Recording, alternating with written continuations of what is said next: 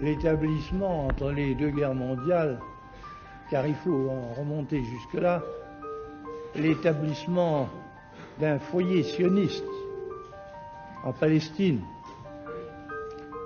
Et puis, après la Deuxième Guerre mondiale, l'établissement d'un État d'Israël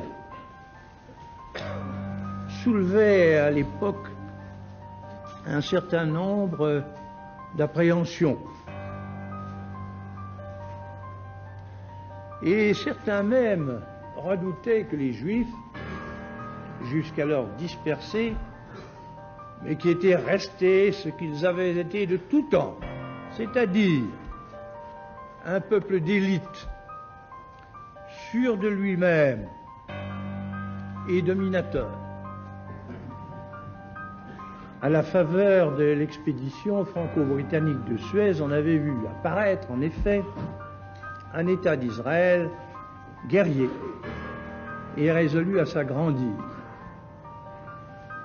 Et ensuite, l'action qu'il menait pour doubler sa population par l'immigration de nouveaux éléments donnait à penser que le territoire qu'il avait acquis ne lui suffirait pas longtemps et qu'il serait porté, pour l'agrandir, à utiliser toute occasion qui se présenterait.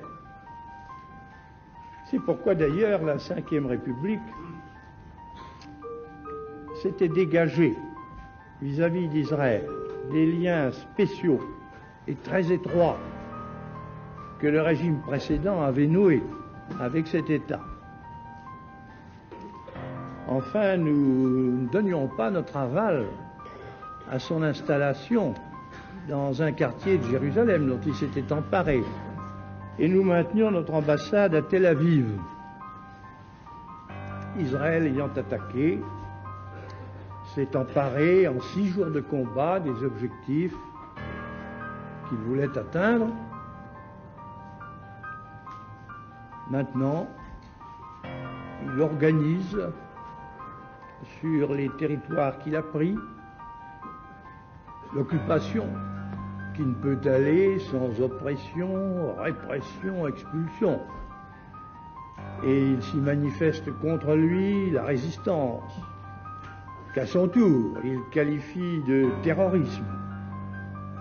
Un règlement doit avoir pour base l'évacuation des territoires qui ont été pris par la force, la fin de toute belligérance et la reconnaissance de chacun des États en cause par tous les autres.